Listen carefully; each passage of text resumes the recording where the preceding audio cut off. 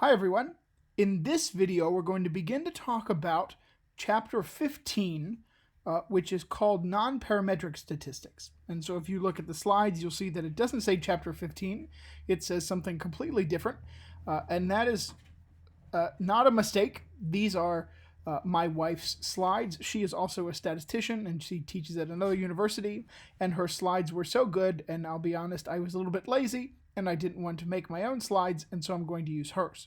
Okay, and so if you see any differences, that's why.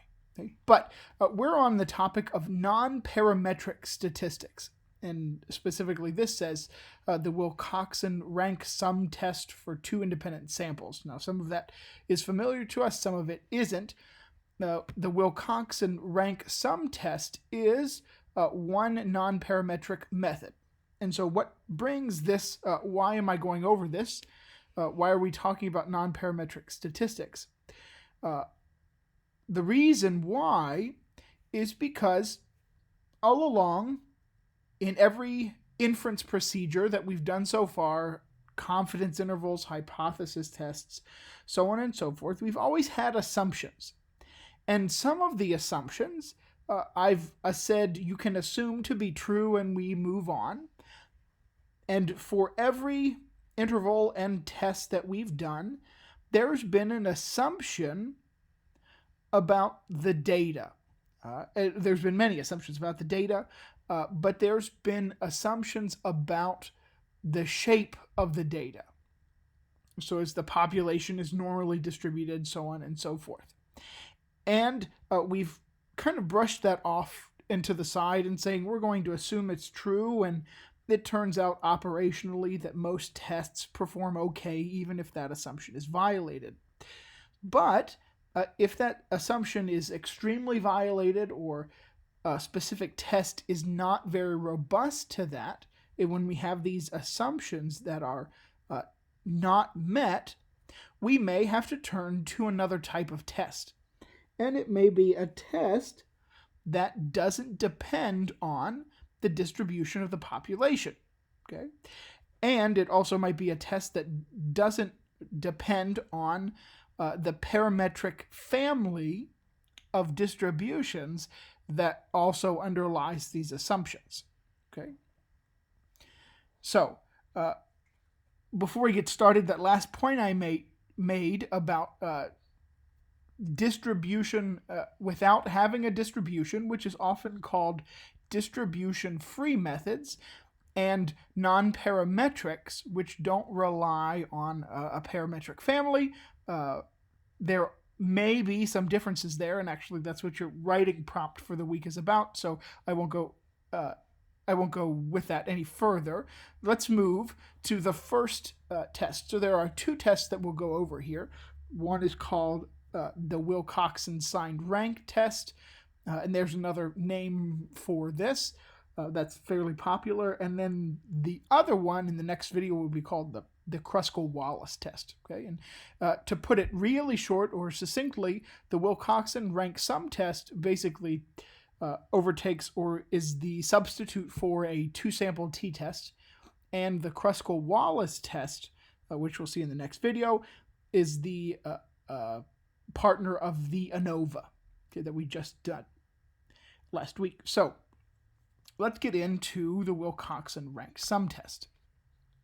Okay, so sometimes people call it Wilcoxon rank sum test, but another popular name is the Mann-Whitney test, or the Mann-Whitney U test. And so it is the non-parametric alternative to a two-sample t-test, okay? And it's used to test whether two samples are likely to derive from the same populations. And so you'll see as a difference here, I'm no longer testing whether means are different or whatever, which is what we were used to in our parametric tests. We're now testing something different, okay? And so it's used to test whether two samples are likely to derive or come from the same populations. So, in other words, that the two populations from which our samples were taken have the same shape. Okay? So, It's most commonly performed as a two-sided test. Okay, so we have, if you remember, one-sided and two-sided tests, most commonly a two-sided test, which of course doesn't specify directionality, and it's interested if the two are equal or not. And so that's a more straightforward thing to handle, so to speak. But it can perform one-sided tests if there's an interest in detecting some shift. But we'll go with the first one. And so the common set of hypotheses that we're going to use are the null hypothesis that the two populations are equal, and then the alternative that the two populations are not equal. Again, note the difference. Usually we had parameters here, and now we have something different. Okay, so what does the Wilcoxon rank sum test involve?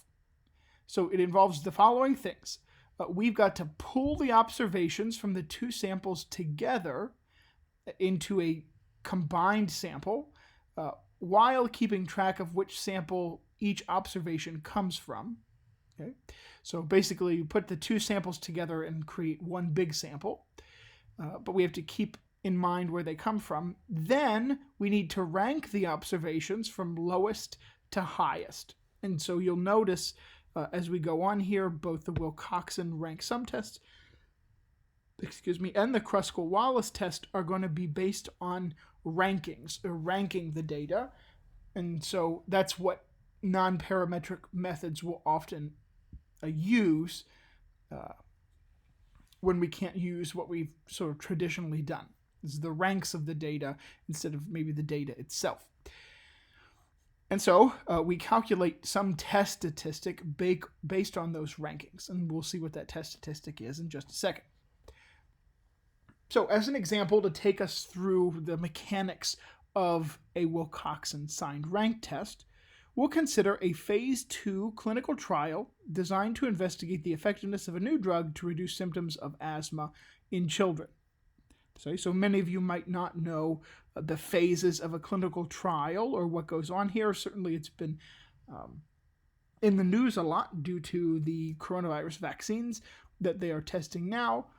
The phase 2 trial usually is a smaller trial to see it's in effectiveness trial or an efficaciousness trial in order to see if the drug works or not. Okay, and then in phase 3, which at the moment where most coronavirus vaccine drugs are now, they're testing them on a wider audience to see whether side effects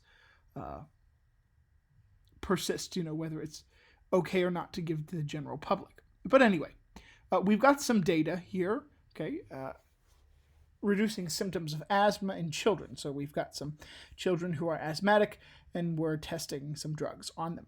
A total of 10 children were randomized into two groups, a treatment and a control, which is standard.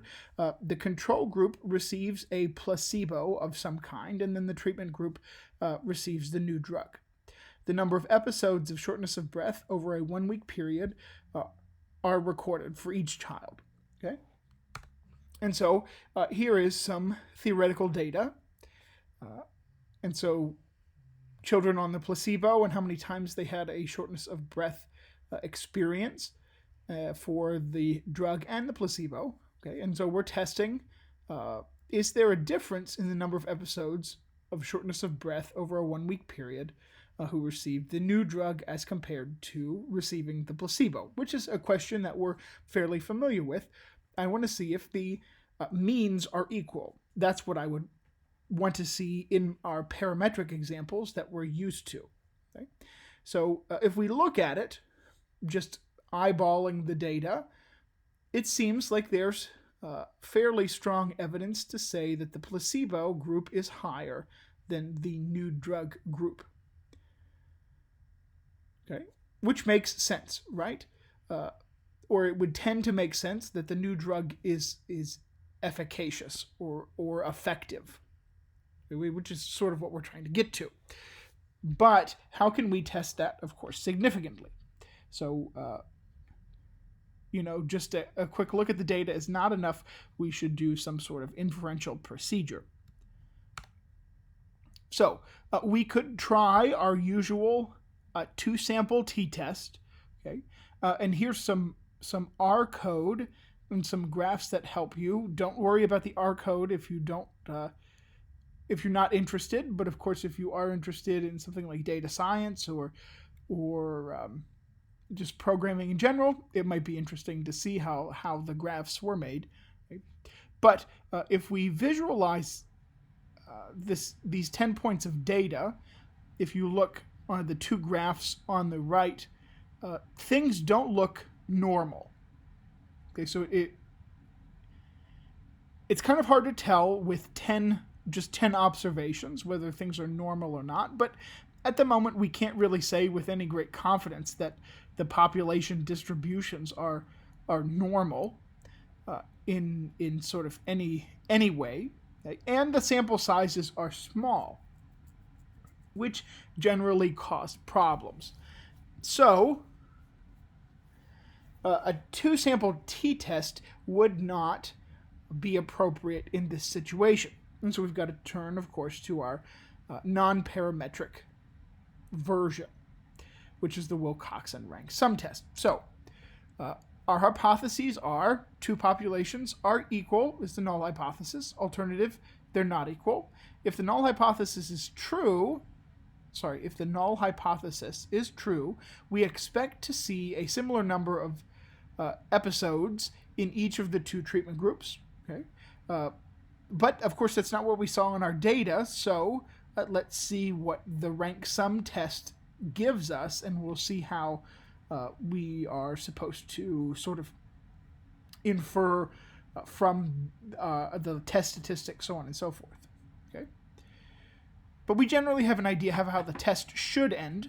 Let's see if it works out that way. So what we need to do is to rank the data from smallest to largest. Okay, and so the actual points, just the 5 and 5 stuff that we have in these first two columns, there's just the regular data. Okay, in the second two columns, we combine them or pull them together, and we put them smallest to largest in each group. Okay, and then we want to rank them all together in one group. Okay, but keep track of the rankings for the placebo and the new drug. Okay, and so you see 1 is the lowest, and so that's going to be ranked 1, 2 is 2, 3 is 3, and then we have 4 and 4, and so we average those together and get a rank of 4.5. Okay, then the next one is 5, that's rank 6. Okay, we've got a tie there again at 6 and 6, so that's 7.5. We won't really delve into how the rankings are split because the software will always do that for us. Okay, and then so on and so forth. So I've got the ranks. Okay, and there's a few important things that we need to note. Lower ranks correspond to the treatment group, seemingly almost. If I go back here, it looks, with the exception of the 4 and the 6, all of the ranks are lowest for the new drug. Okay, whereas the higher ranks tend to be for the placebo, which again would point towards our new drug being effective. Okay, and so that's important. The goal of this test is to determine if the observed data support the claim and if there's a difference in the two populations. So again, that's our claim that we're testing, not exactly that the means are different. Okay, that's not the test we're doing. And so that's important. Here, we're still going to create a test statistic based on not the actual data now, but the ranking. So before we looked at the variability and the sort of mean of the data in each group to make our test in the parametric setting. But now we need to look at the rankings, and so we're going to make a different kind of test statistic. So what we do first is add up all of the rankings. Okay, and so placebo or control is going to be group 1, and treatment is group 2. So treatment is the new drug. So placebo group 1, new drug group 2. I add up the rankings. So R1 is the sum of the rankings for control, R2 for treatment. We have 37 and 18. And so empirically, when you add those up, we should get about the same thing. Clearly we don't. And so that should suggest something to us. But now we need to actually create the test statistic. Okay? And so you'll remember this is sometimes called the Mann-Whitney U statistic. Okay, and so we use W's here, but it's also sometimes U's. Is the smallest, so the actual statistic is the smallest of the two statistics that we define below. Okay, so W1 is N1 times N2 plus that stuff. Okay, N1 times N1 plus 1 over 2 minus R1. So that's for sort of the control group statistic. And then we do the same thing with W2, which is sort of the new group statistic. We pick the smaller of the two. Okay, and so W1 turns out to be 3 and W2 turns out to be 22. Okay, thus our test statistic turns out to be W1, and so our test statistic is 3. Does this support the alternative hypothesis? That's the sort of question. And we want to consider another thing. So I want to go through and I want to consider two kind of edge cases they're often called. And so I want you to see how this compares so you can get a sense of what is a large test statistic, what is small, and what does large and small do. So the first one is when there is complete separation between the two groups. Okay, and so if there's complete separation, then we know there definitely is a difference in the populations. So if we calculate control group would be rank 6, 7, 8, 9, 10, and new drug would be 1, 2, 3, 4, and 5. We get R1 is 40, R2 is 15. We do the same calculations again, and then our test statistic is the smallest of the two, which is W equals 0. So it turns out the smaller the test statistic, the more different the populations are. Okay, and so now let's look at the case where the two are equally distributed between the two groups. Okay, the ranks. So there is a little to no difference between the two groups. And so we'll put 2, 4, 6, 8, and 10 in the control, 1, 3, 5, 7, and 9 in the treatment. Okay, when we do that, we get an R1 of 30, R2 of 25. Okay, and when we calculate our test statistics, the smallest one is 10. And so you see, the larger the test statistic, the smaller the differences between groups are. So it appears that smaller values of W support the alternative hypothesis. And of course, there is a theoretical range of W in any setting, okay, and it's going to range between 0 to N1 times N2, where N1 times N2 are the sample size for each group. Okay?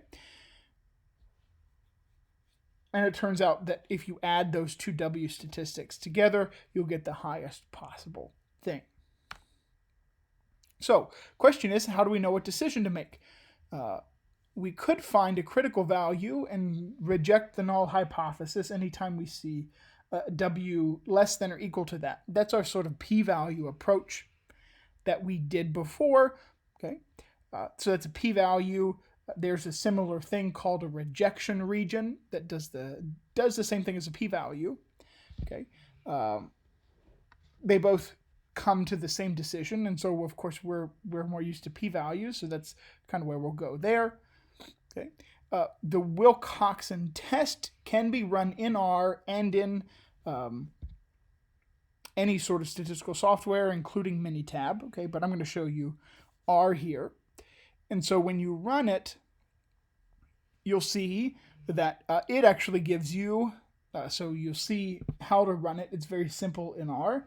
And then if you look down at the output, you'll see that the W that they give is actually the largest one. But of course, they know both, and what they're doing is looking at the smaller one. And the p-value, which we won't really go into how they calculate, turns out to be 0.0585. Okay, and so you see what they define the alternative hypothesis to be, that the populations, and they call it the true location shift, is not equal to 0.